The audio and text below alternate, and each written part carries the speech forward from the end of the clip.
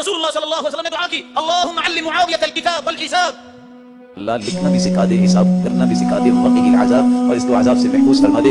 آپ صلی اللہ علیہ وسلم کی زندگی میں قرآن لکھنے والے سیدنا معاویہ سے محبت ہے۔ یہ 45 آیتیں جب نازل ہوئی سیدنا معاویہ رضی اللہ تعالی عنہ کی زندگی میں جو لکھنے والے یہ سیدنا معاویہ تھے۔ ان آیات کو کیسے ثابت کرو کہ سیدنا معاویہ کے ہاتھ سے لکھی گئی؟ جب وہ ہستی ہے، جب وہ صحابی ہے، جلیل القدر صحابی ہے، جس کے بارے میں دعا فرمائی تھی اللہم اهدہ اللہم اجعلہ ہادیا مہدیا واہدہ، اللہ اسے ہدایت یافتہ بنا، اس کو ہادی ہدایت دینے والا بنا، اور اس کے ذریعے امت کو ہدایت دے۔ جن کے بارے میں پیغمبر دعائیں کریں، ان سے محبت نہ کریں تو کس سے محبت کریں؟ ہمیں ان کا ساتھ مجھے محبت ہے تو سیدنا حسن و حسین سے ہے، جس کے بارے میں اللہ کے رسول نے فرمایا ہما ریحانتان فی الدنیا، لوگوں یہ دنیا میں دو میرے پھول ہیں، جو ان سے محبت ہے ان کا ساتھ مجھے چاہیے۔ ان کے بارے میں اللہ کے رسول نے فرمایا تھا لوگوں جس کو میرے ساتھ محبت ہے حسن و حسین سے محبت کرے، جس نے حسن و حسین سے بغض رکھا، نفرت کی، اس نے محمد سے نفرت کی۔ میں ان سے محبت اس لیے کرتا ہوں کیونکہ اللہ کے رسول نے فرمایا تھا ان الحسن والحسین سیدا شباب اہل الجنہ وابوہما خیر لہما، جنت ہوگی، نوجوان ہوں گے، یہ نوجوانوں کے شہزادوں کے سرتاج اگر ہوں گے جنت میں تو حسن و حسین ہوں، اور ان کا باپ ان دونوں سے بہتر ہے۔ رسول اللہ صلی اللہ علیہ وسلم نے جب فرما دیا یہ جنت کی شہزادے ہیں تو میں ان سے محبت نہیں کروں گا تو کس سے کروں؟ مجھے تو ان کا ساتھ چاہیے ان کو جنت کی شہزادے اللہ کے رسول نے کہا۔ تو آپ ان چیزوں میں دیکھ لیں کہ نیکی اور پرہیزگاری میں تعاون کس نے کیا؟ حضرت علی نے۔ گناہ اور زیادتی میں تعاون کس نے کروایا؟ حضرت امیر معاویہ رضی اللہ تعالیٰ عنہ نے۔ اللہ سے ڈرنے والے کون تھے؟ حضرت علی رضی اللہ تعالیٰ عنہ، جو ہر چیز میں اللہ کی طرف پلٹتے تھے، اللہ کے نبی کی طرف پلٹتے تھے۔ اللہ تعالیٰ سخت سزا دینے والا ہے، اس چیز سے کون نہیں ڈرا؟ حضرت امیر معاویہ۔ بسم اللہ الرحمن الرحیم۔ السلام علیکم ورحمۃ اللہ وبرکاتہ۔ جب نبی صلی اللہ علیہ وسلم بہت محنتوں اور مشقتوں کے بعد ایک ریاست کو وجود میں لے آتے ہیں اور اس میں نہ صرف اللہ تعالیٰ کی رہنمائی شامل ہوتی ہے، رسول اللہ صلی اللہ علیہ وسلم کی ساری زندگی کی محنتیں، قربانیاں اور مشقتیں شامل ہوتی ہیں، بلکہ اس کے ساتھ ساتھ ابو بکر، عمر، عثمان، علی اور تمام خلفائے راشدین جو مختلف کیٹیگریز پر فعال کرتے ہیں، اولین اسلام قبول کرنے والے، مہاجر، بدر میں شریک ہونے والے، بیعت عقبہ اولا اور بیعت عقبہ ثانیہ میں شرکت کرنے والے، بدر، احد اور خندق اور تبوک اور حنین، ان تمام جنگوں میں لڑنے والے، ان تمام کی قربانیوں سے ریاست وجود میں آتی ہے۔ اب نظام خلافت کو چلانے کے لیے جو ریاست قائم ہو جاتی ہے، اس میں عوام کا کردار یہ ہے کہ وہ صرف اور صرف اللہ تعالیٰ کے حکم کے مطابق معروف، یعنی کہ اچھے کاموں میں، پازیٹیو کاموں میں، مثبت کاموں میں،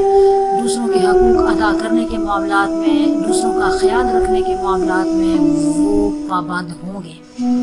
کوئی بھی ایسا کام جو انہیں اللہ تعالیٰ کے مقابلے میں کھڑا کرتا ہو، رسول اللہ کے مقابلے میں کھڑا کرتا ہو، گناہ بھی ابھارتا ہو، حقوق کی خلاف ورزی کرتا ہو، یا قوانین کی جو شریعہ کے قوانین ہیں یا جو اس ملک کے اندر قانون بنائے جاتے ہیں عوام کی ویلفیئر کے لیے، ان کی خلاف ورزی کرتا ہو، تو اس میں اللہ تعالیٰ کا حکم یہ ہے کہ آپ نے کوئی اطاعت نہیں کرنی، کوئی فرما برداری نہیں کرنی۔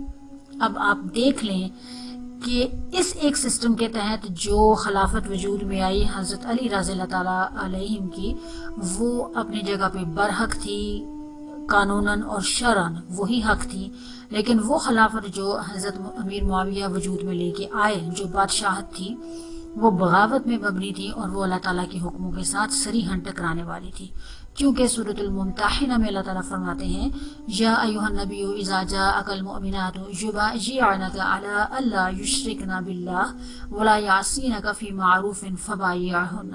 اے نبی، جب ایمان لانے والی عورتیں تمہارے پاس ان باتوں پر بیعت کرنے کے لیے آئیں کہ وہ اللہ کے ساتھ شرک نہ کریں گی اور کسی جائز حکم میں تمہاری نافرمانی نہ کریں گی تو ان کی بیعت قبول کر لو۔ اب آپ دھیان سے سنیں، وہ بے شمار لوگ جو ہندہ رضی اللہ تعالیٰ عنہ کے ساتھ یہ چیزیں اٹیچ کرنے کی کوشش کرتے ہیں کہ وہ ایمان لے آئی تھی لہٰذا ان کے پچھلے تمام گناہ معاف ہوں گے، ناؤ وہ ایک صحابیہ ہیں، یہاں تک ٹھیک ہے۔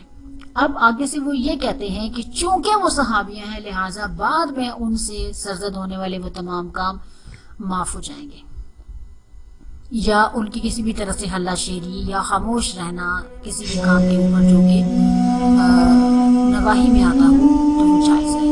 لیکن یہاں پہ دیکھیں کہ یہ ہمیشہ آیت کا آدھا مفہوم بیان کرتے ہیں، تو اللہ تعالیٰ کا کیا حکم ہے کہ وہ ایک تو یہ کہ وہ بیعت کرنے کے لیے آئیں گی، ایمان قبول کرنے کے لیے، اور شرط کس کے ساتھ آئیں گی کہ وہ اللہ کے ساتھ شرک نہیں کریں گی، اور دوسری شرط کیا ہوگی کہ وہ کسی بھی جائز کام میں تمہاری نافرمانی نہیں کریں گی تو ان کی بیعت قبول کر لو۔ اس کا مطلب انہیں یہ سمجھ آتا ہے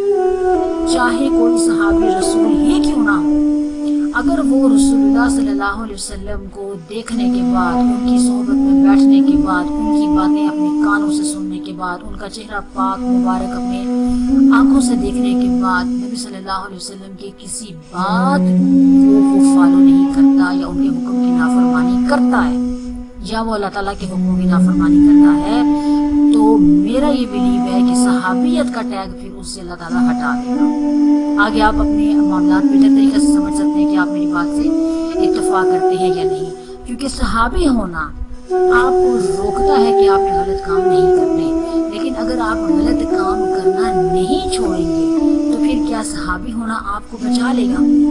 میں سمجھتی ہوں کہ نہیں بچائے گا۔ اگر بچا سکتا ہوتا تو بہت سارے صحابہ کرام اپنی غلطیوں پہ روتے نا۔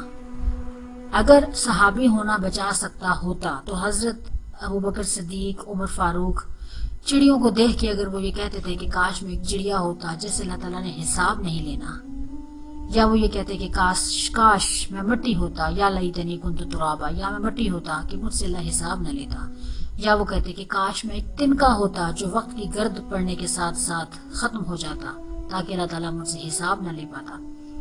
تو اگر ان کو اپنے حساب کا اتنا فکر تھا تو یقیناً انہوں نے اپنے آپ کو روک کے رکھا کہ وہ کوئی ایسی غلط بات، غلط کام، غلط حرکت نہ کریں جو اللہ تعالیٰ کے احکامات سے ٹکراتی ہو، کیونکہ اللہ تعالیٰ سورہ مائدہ کے اندر فرماتا ہے تعاونوا علی البر والتقوی ولا تعاونوا علی الاثم والعدوان واتقوا اللہ ان اللہ شدید العقاب۔ اب جو لوگ براہ راست اس آیت کے ساتھ ٹکرائیں تو کیا ان کو صحابی ہونا کفایت کرے گا کہ نیکی اور پرہیزگاری میں ایک دوسرے کے ساتھ تعاون کرو لیکن گناہ اور زیادتی میں تعاون نہ کرو اور اللہ سے ڈرو، اللہ سخت سزا دینے والا ہے۔ اب اگر کوئی بندہ یہ کہے گا کہ نہیں چونکہ میں صحابی ہوں لہٰذا میں گناہ اور زیادتی اگر مجھ سے ہو جاتی ہے یا میں کر لیتا ہوں، یا میرے ایمان میں کمی بیشی ہو جاتی ہے، یا میں اپنی عزت بچانے کے لیے کر لیتا ہوں، یا میں اپنی گردن بچانے کے لیے گناہ اور زیادتی کر لیتا ہوں، تو اللہ تعالیٰ مجھے معاف کر دے گا۔ ہم نے یہ کیوں سمجھ لیا ہے کہ اگر ہم نیکی اور پرہیزگاری میں تعاون کرو والی چیز پہ بلیو کرتے ہیں تو ہمیں اتنا ہی بلیو کرنا پڑے گا اللہ سے ڈرنے والی بات پہ بھی، اور اللہ سخت سزا دینے والا ہے اس کے اوپر بھی، حکم جو ہے اس کے اوپر بھی۔ اگر ہم یہ کہتے ہیں کہ اللہ تعالیٰ بڑا غفور الرحیم ہے تو ہم نے یہ بات کیوں سمجھ لی ہے کہ اللہ تعالیٰ جبار بھی ہے، اللہ تعالیٰ قہار بھی ہے، اللہ تعالیٰ عذاب دینے والا بھی ہے، اللہ تعالیٰ عادل بھی ہے، اللہ تعالیٰ انصاف کرنے والا بھی ہے، اللہ تعالیٰ انتقام لینے والا بھی ہے۔ اللہ تعالیٰ نے ہی جہنم بنائی ہے نا، اللہ تعالیٰ نے ہی اس کے اندر سانپ، اژدہے اور بہت بڑے بڑے بچھو اور اللہ جانے کون کون سی قسم کا عذاب اللہ تعالیٰ نے وہ ہم انسانوں کے لیے ہی تیار کر کے رکھا ہے۔ تو اس میں کوئی شبہ نہیں کہ کلمے کی بدولت وہ بالآخر اپنی سزا بھگتنے کے بعد ہر مسلمان وہاں سے نکل آئے گا، لیکن وہ سزا کیا معمولی سزا ہے یا وہ اس کا دورانیہ کتنا ہے، وہ کتنی شدید ہے کہ ہم اس کے بارے میں تصور بھی نہیں کر سکتے۔ بار بار اللہ تعالیٰ کہتا ہے، اور سورۃ دہر میں دیکھیں اللہ تعالیٰ فرما رہا ہے کہ وَلَا تُطِعْ مِنْهُمْ عَاصِمًا وَكَفُورًا، ان میں سے کسی گناہ کار اور ناشکرے کی اطاعت نہ کرو۔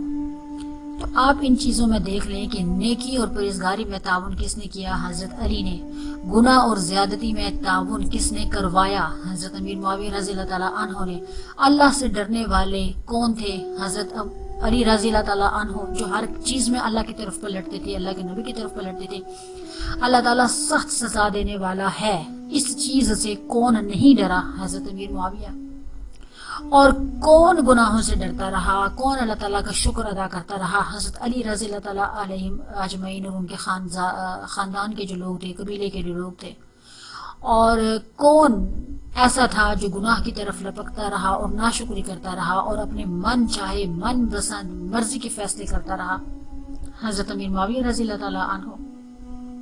دیکھیں، ہم اپنے بچے کے ساتھ ہونے والی ایک معمولی سی زیادتی، چاہے وہ ہاتھ سے کی گئی ہو یا زبان سے کی گئی ہو یا بد کلامی کی گئی ہو، برداشت نہیں کرتے، کیونکہ ہمیں ہماری غیرت اور ہمارا خون کھولتا ہے۔ تو وہ غیرت اور خون کہاں دفن ہو جاتا ہے، کہاں سیاہ پڑ جاتا ہے کہ جب بات حضرت علی اور حضرت امیر معاویہ کی ہو۔ میں یہ سمجھتی ہوں کہ ہم انسان مقابلہ کر ہی نہیں سکتے، کیونکہ مقابلہ ہے ہی نہیں ہے۔ ایک وہ بچہ رسول اللہ کی گود میں پروان چڑھنے والا، ان کی آغوش میں تربیت پانے والا، ان کے اشاروں پہ چلنے والا، آپ ایک منٹ کے لیے امیجن کر کے دیکھیں کہ گھر کا جو بڑا سربراہ ہوتا ہے وہ گھر کے چھوٹے لڑکے یا بچے سے کس قدر پیار کرتا ہے. آپ ذرا تصور کریں کہ اللہ کے نبی نے حضرت علی سے کیسا کیسا پیار نہیں کیا ہوگا, کیسا کیسا ان کا خیال نہیں رکھا ہوگا, اور علی کیسے لپک لپک پہ اللہ کے نبی کی باتوں پہ لبیک نہیں کہتے ہوں گے. دیکھیں رسول اللہ کا ہر کام, چاہے وہ جوتی گاڑنا ہو حضرت علی نے کیا ہے, چاہے ان کو غسل دینا ہو, ابو بکر عمر موجود, عثمان موجود, لیکن غسل کس نے دیا؟ حضرت علی نے. لہٰذا امیر معاویہ کا حضرت علی کے ساتھ نہ تو کوئی میچ ہے نہ ہی کوئی مقابلہ ہے. اور وہ لوگ جو اپنے الزام میں حضرت امیر معاویہ کو اٹھاتے ہیں اور حضرت علی کے ساتھ مقابلہ کرنے کی کوشش کرتے ہیں, تو وہ یہ بات سمجھ لیں کہ 22 سال 23 سال جس نے اسلام کے لیے کام کیا ہو وہ برابر نہیں ہو سکتا, اس کا مقام نیچے نہیں آ سکتا اس ایک انسان کے جس نے جو طلقاء میں ہو اور جو فتح مکہ والے دن اپنی گردن بچانے کے لیے اسلام قبول کرتا ہے. اپنا بہت سارا خیال رکھیے گا. آپ کا بہت بہت شکریہ. اللہ حافظ.